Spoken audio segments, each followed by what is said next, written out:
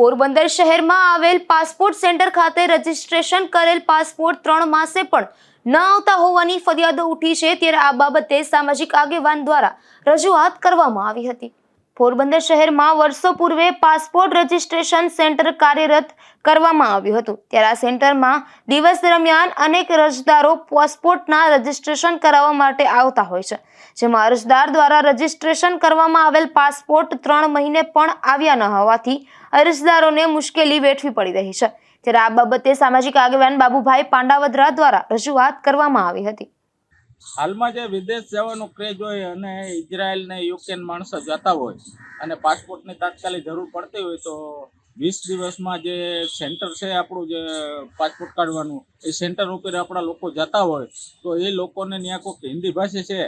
એ online કરી અને પછી એ તપાસ કરવા જાય લોકો તો કે ભાઈ મેરે કોઈ कुछ पता नहीं, मैं तो इधर से भेज दिया, હવે तुम्हारा એક ઉપર ગયા है ભાઈ, આવો જ જવાબ આપે છે બધાને અને ત્યાંથી એને ત્યાંથી હળદૂત કરીને કાઢે છે। આવું તો અનેક છોકરાઓ, પછી હું કાલના પ્રમ દિવસ 7 થી 8 છોકરાઓને લઈને ગયો તો એમાં અમુકને 6 મહિના થયા નથી આવ્યા। મારા છોકરાનો હર્ષુખ વાલજીનો પાસપોર્ટ 3 મહિના થાય છે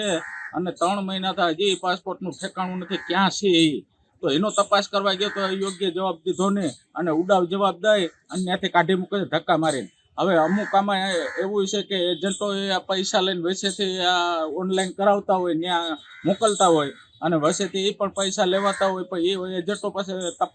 જવાબ દેતા નથી। એટલે નાના નાના માણસો પીસાય, જેને જવાની બધી તૈયારી હોય એને જો પાસપોર્ટ જ મૂળ જે વસ્તુ છે જ ના હોય તો એ લોકો તૈયારી કેમ કરે ને ભવિષ્ય બગડે, તો વહેલી તકે આ પાસપોર્ટનું થાય એવી મારી નર્મ અરજ છે।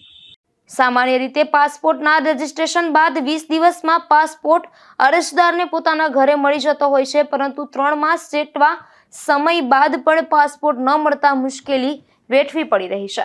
અશોક થાનકી, ગુજરાત ન્યૂઝ, પોરબંદર।